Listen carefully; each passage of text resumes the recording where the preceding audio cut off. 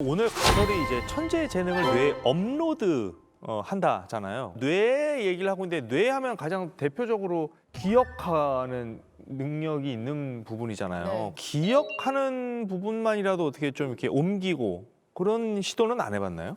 시도가 있습니다. 오. 그러니까 실제로 그 연구 분야만 30년 이상 연구를 한 분이 계시고요. 그러니까 미국의 USC라는 대학에 있는 시오도 버거 교수라는 분이 주로 많이 연구를 하셨던 분야가 해마칩이라는 거를 연구를 하셨어요. 그래서 해마라고 하는 부위는 혹시 들어보셨죠? 네, 해마가 여러 가지 이제 중요한 역할들을 많이 하는데 그 중에 가장 중요한 기능이 단기 기억을 장기 기억으로 변환시켜주는 역할을 합니다. 해마가 망가지게 되면 조금 전에 했었던 일들을 금방금방 잊어버리게 돼요. 이렇게 이제 중요한 해마가 사실은 구조가 뇌의 여러 조직들 중에서 가장 간단한 구조를 가지고 있어요. 대뇌피질 같은 경우에는 6개의 층으로 구성이 되어 있는데 해마는 층이 3개밖에 없습니다.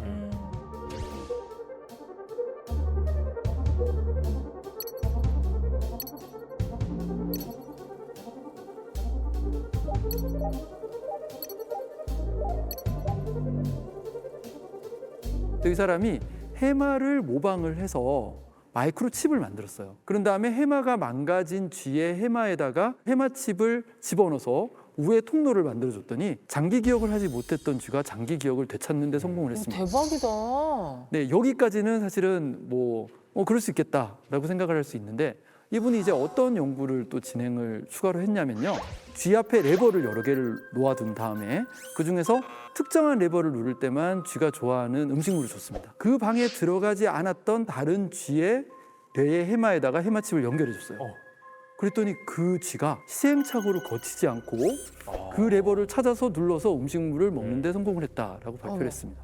한 개체의 기억을 다른 개체로 옮길 수 있다라고 하는 가능성이 증명이 된 거죠. 와, 대박이다. 제가 아까 그 말씀을 못 드렸던 연구가 하나가 더 있는데요. 이 버거 교수가 했던 연구 중에서 해마가 망가진 쥐의 해마에다 해마칩을 연결한 것뿐만이 아니라 해마가 멀쩡한 쥐의 해마에다가 해마칩을 병렬로 연결을 해봤어요. 그거 어떻게 그랬더니 돼요? 기억 능력이 더 향상이 됐다고 합니다. 2배가 되는구나. 2배까지는 아니지만 어쨌든 효율이 좀 더 높아졌다.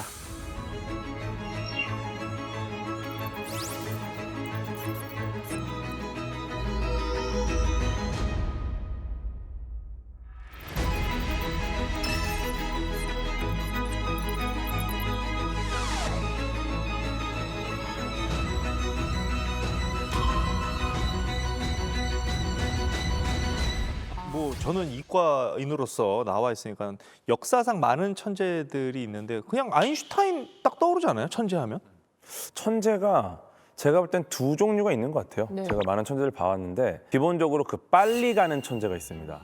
막 5살 때 미적분 풀고 그래, 진짜 천재야. 네, 이분들은 정말 천재인데 네. 근데 이분들이 미적분을 푸는 실력이 20살과 비슷하다. 재미있는 건 그분들이 결국 20살, 30살, 40살이 돼도 여전히 다른 사람들이 있는 그 위치에 있는 거야. 그러니까 시간적 여유가 있지만 그럼에도 이제 그게 뭔가 벽을 넘지는 못하는 천재가 많이 있고 아니면은 쭉 가다가 아무도 넘지 못하는 그 벽을 허무는 분이 계세요.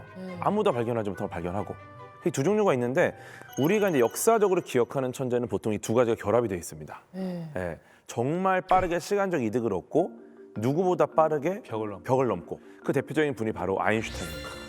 네, 굉장히 똑똑하기도 했고 그러면서 기회도 많이 얻었고 남들이 생각하지 못하는 아이디어를 많이 냈죠. 이분의 뇌가 너무너무 궁금한 거예요, 사람들은. 그렇죠. 그래서 여기에 그 토마스 합이라는 병리학자가 나중에 아인슈타인이 죽고 나서 부검을 하다가 야, 의사로서는 절대 해서는 안 될 시신의 이 한 기관을 이렇게 훔치는 일을 합니다. 어머. 네. 어디를? 뇌를? 뇌를 훔쳐요. 어머, 네, 그런 일이 이분이 있어요? 돈을 벌거나 뭔가 다른 목적이 있었으면 모르겠는데 정말 그 아인슈타인이라는 천재에 대한 동경과 정말 학문적인 탐구심 때문에 훔쳐요. 네, 물론 범죄잖아요. 유족들의 허락을 받지 않았겠죠. 그리고 이제 이거를 240조각을 냈고요. 오 마이 갓. 자기 마음대로? 네, 저 사람은 너무 범죄자네. 범죄예요. 네. 그리고 이것 때문에 의사라는 직업도 잃고 정말 많은 혜택들을 다 잃었습니다. 그럼에도 불구하고 이분은 이게 너무너무 궁금했던 거예요. 그래서 뭐가 밝혀진 게 있어요? 특별한 게 있어요? 뭐 보람이라도 있어야 될 텐데. 이게 아쉬운 게 하드웨어잖아요, 뇌는. 네. 그렇죠. 그러니까 뭐 예를 들어서 어떤 스마트폰이 있어요. 이 안에 기가 막힌 사진이 한 장 저장돼 있습니다. 이거에 궁금해서 스마트폰을 슬라이스 쳐갖고 나눠주면 그 사진을 어떻게 찾아요? 아, 그 꼴이에요 지금? 그 꼴이에요. 왜냐면 아우. 아인슈타인의 소프트웨어가 궁금한 건데 아니 근데 하드웨어를. 알만한 분이 왜 저랬대? 근데 그래도 알아는 게 몇 가지 있는데 네. 일단은 그 인간의 뇌의 평균 무게가 1360g 정도 됩니다. 근데 아인슈타인은 놀랍게도 더 무거운 게 아니라 1220g 정도로 가벼웠다고요. 오히려? 오히려 가벼웠습니다. 네. 똑똑한 사람 머리가 큰 거 아니에요?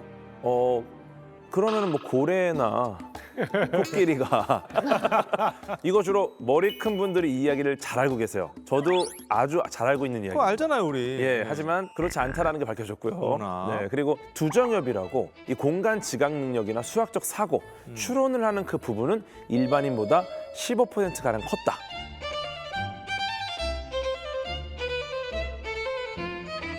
가벼운데도 예. 그 부분은. 뭔가 남들보다 굉장히 깊은 주름들이 많은 뇌였다. 예.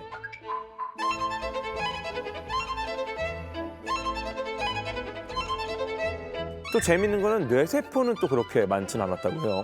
그 신경세포가 많으면은 뭐 인지 능력, 뭐 정보 처리 능력 이런 것들이 좋다는 건데 그 부분은 또 그렇게 뛰어나지 않았다. 선생님 저 질문 있어요.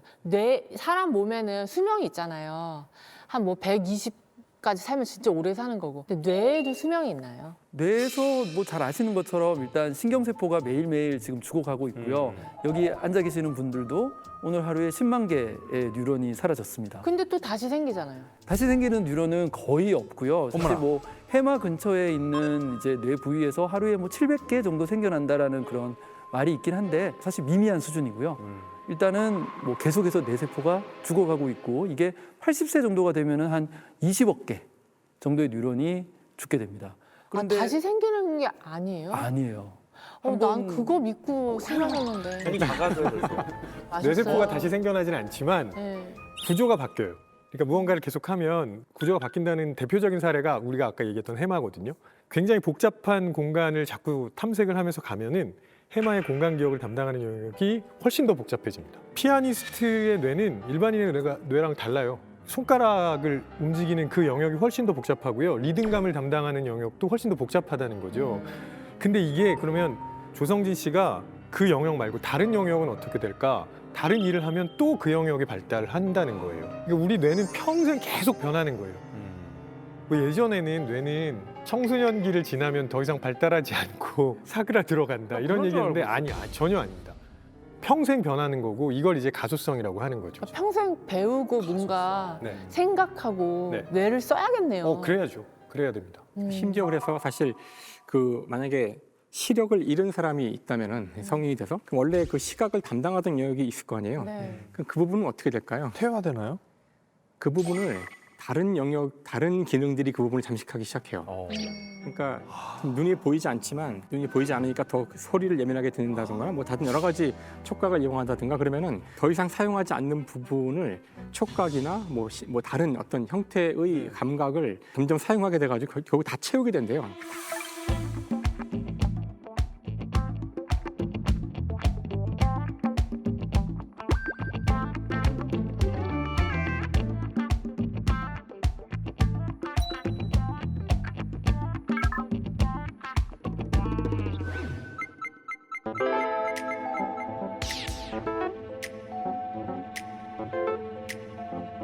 가소성이라는 게 단순히 조금씩 뭐 이렇게 나아지는 정도가 아니라 원래 쓰던 용도를 다 변경을 해서 다시 쓰기도 한다는 뜻이에요. 신기하다. 그러니까 아까 말씀하신 것처럼 자기가 열심히 연습을 하면은 내가 완전히 물리적 변화가 일어날 수도 있다는 뜻이죠. 근데 구조가 바뀌어. 조금 더 놀라실 만한 일들이 되게 많아요. 뭐예요? 근데 뇌에 대해서 왜 이렇게 잘하세요? 심리학과잖아요. 전공이에요. 이렇게 이야기를 하고 있는 이 순간에도 우리 뇌는 계속 바뀌고 있다고 생각하셔야 돼요. 진짜 놀라운 얘기가 뭐냐면 아주 어렸을 때 이제 라스무센 뇌염 같은 질병이 있어요. 그러면 그게 이제 간질 발작, 뇌전증이라는 거, 그 발작을 일으키는데 일상생활을 영위할 수 없을 정도로 발작이 많이 일어납니다. 그래서 최종적으로 하는 수술이 뭐냐면 반구를 제거해 버리는 거예요. 그러니까 우리 뇌는 좌반구와 우반구가 있잖아요. 그 중에 하나를 발작이 막 일어나는 그 반구를 제거할 수밖에 없어요. 물론 거기까지 안 가면 좋은데 이제 외과 수술로 그렇게 해야 되는 경우도 있거든요. 한번 상상해 보세요. 반구 하나가 없으면 몸 반쪽은 못 쓸 것 같다는 생각이 들잖아요. 근데 서너 살 때 이 수술을 한 어떤 아이가 한 달 정도 있다가 훈련을 충분히 받고 나서 퇴원합니다. 걸어서. 어머나. 그리고 그 반구가 반이 없는데? 네, 반구가 있던 쪽은 뇌척수액으로 채워졌고 나머지 한쪽 반구가 몸의 대부분의 기능을 다 담당하기 시작한 거예요. 그 와이어링이 계속 바뀌는 거죠. 와, 진짜 신비롭다. 예를 들어 내가 지금 1이라는 뇌를 갖고 있으면 그 아이는 0.5만 쓰는 거잖아요. 그런 셈이죠. 그러면은 일반 사람들의 반 정도밖에 못 쓰게 되는 건지 소스가 반밖에 없으니까. 그치. 완벽하게 다 복구하기는 어려울지도 몰라요. 그렇죠. 그런데 유심히 보지 않으면 발견을 못할 정도까지는 훈련을 통해서 갈 수 있다는 그건 거죠. 너무 신기한데? 야, 진짜 신기하다. 오늘 뭐 두 분이나 지금 전문가가 계시지만 네. 제가 최근에 들었던 뇌에 대한 이야기 중에 정말 흥미로웠던 내용이 뇌라 그러면은 그 뭔가 이렇게 이성적인 생각을 하고 합리적인 생각을 하고 사고를 하고 뭐 그렇죠. 감정을 느끼고 이런 것들을 생각하게 되는데요. 그럼 뇌의 목적이 그런 걸까?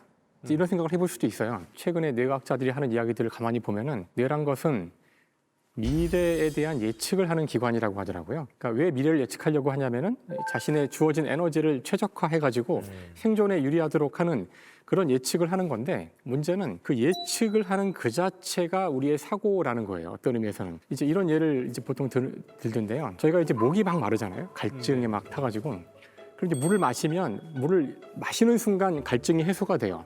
아 정말 이제 시원하다 이렇게 하는데 위장으로 들어간 물이 갈증을 해소하려면은 세포에 공급이 다 돼야 되는데 그러니까 사실 몸은 아직 전혀 갈증이 해소되지 않았어요.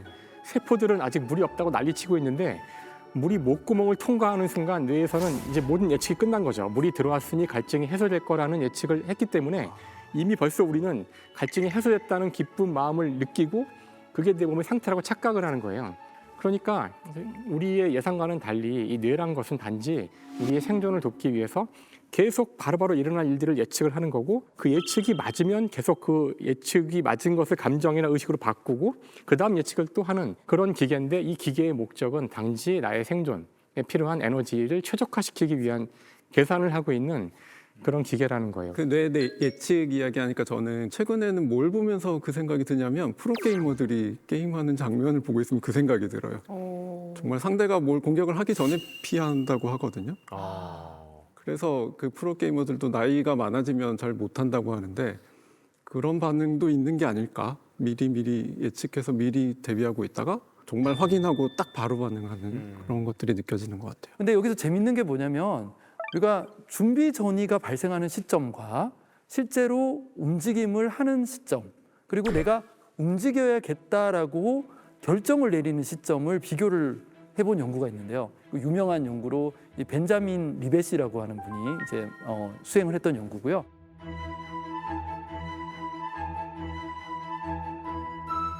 이 연구 결과가 정말 재밌게 나왔습니다. 우리가 일반적으로 생각할 때는 움직여야겠다라는 결정을 가장 먼저 하고 그다음에 준비 전이가 발생을 한 다음에 실제 움직임이 일어나야 되는데 근데 연구 결과가 놀랍게도 내가 뭔가를 움직였다라고 생각을 하지만 이건 내가 움직인 게 아니라 내 뇌에 있는 무의식이 움직였다는 거죠. 무의식. 이것 때문에 지금 20년, 30년째 계속해서 많은 사람들이 논쟁을 벌이고 있죠. 그게 맞는 것 같아요.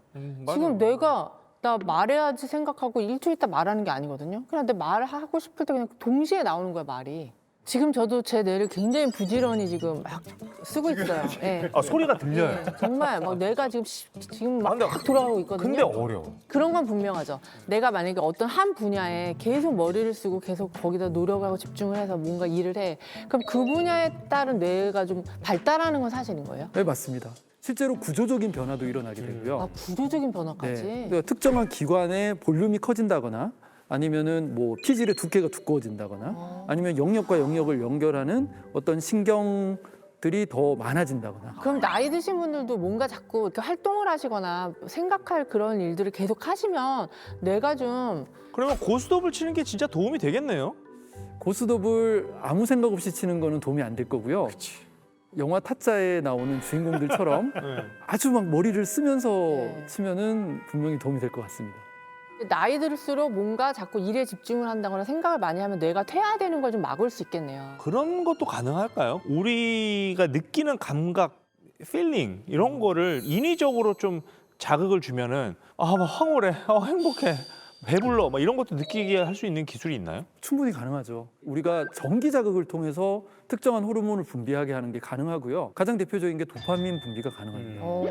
그러니까 이거는 우연한 기회에 발견이 된 거고요. 사실 도파민 수치가 낮아가지고 일어나는 대표적인 질환 중에 하나가 파킨슨병이거든요. 그러니까 파킨슨 환자들 같은 경우에 손을 많이 떤다거나 아니면은 걸음을 잘 못 걸으시는 분들이 계신데 우리가 실제로 파킨슨 환자를 치료를 하기 위해서 많이 사용을 하는 심부 내자극이라고 하는 방법이 있어요. 길다랗게 생긴 전극을 뇌에다 꽂아 넣은 다음에 깊은 곳에 그런 다음에 전기 자극을 주면 손도 안 떨고 걸음도 아주 드라마틱하게 잘 걸을 수 있게 되는 경우들이 많이 보고가 되고 있습니다.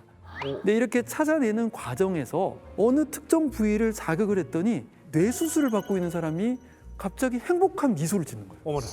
그 심지어는 쾌락을 느꼈다라고 이야기하는 사람이 나오기 시작을 한 거예요. Connecticut, Delaware, Florida, Georgia.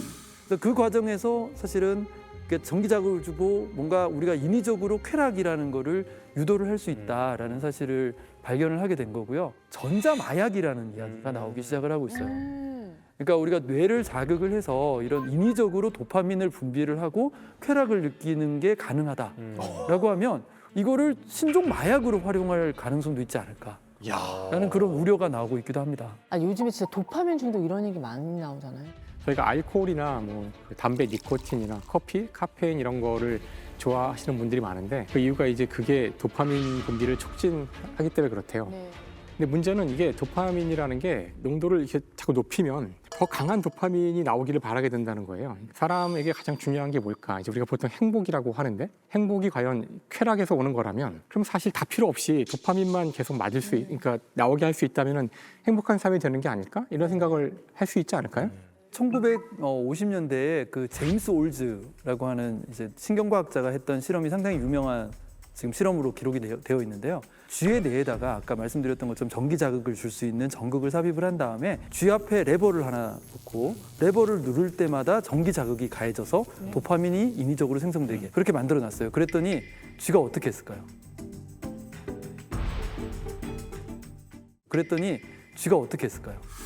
Here you notice the animal wandering toward the pedal. Then one time he touches the pedal, it does turn on the stimulation. You can see the lights go on. Keep doing it for long, long periods of time. They would do it to exhaustion. Now, I will electrify the grid.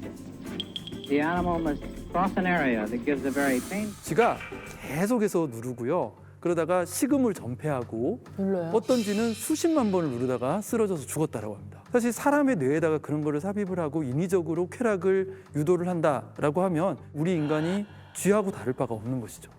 이렇게 인위적인 행복감에 만약에 그게 진짜 뭐 상용화가 돼서 거기에 젖어 살면 진짜 행복이 뭔지는 알고 살까? 전 더군다나 그러니까 도파민이 행복과 직결되어 있는 거라면 행복을 추구하는 삶이 좋은 삶인지 잘 모르겠다는 생각이 들 때가 있어요. 그냥 행복이란 게 도파민이 나올 때 잠깐 느끼는 거고 또 사라지면 안 느끼고 계속 도파민이 나온다는 건 결국 죽는다는 얘기거든요. 하이퍼 상태가 돼가지고. 그러니까 행복이란 건 지속 가능한 감정이 아닌데 그거를 계속 찾으러 다닌다는 게 좀 신기루를 쫓는 게 아닌가? 그러니까 행복을 추구할 게 아니라 그냥 평상심을 추구하고 이따금씩 행복한 거를 찾는 게 오히려 더 올바른 삶의 목표가 아닐까 싶어요.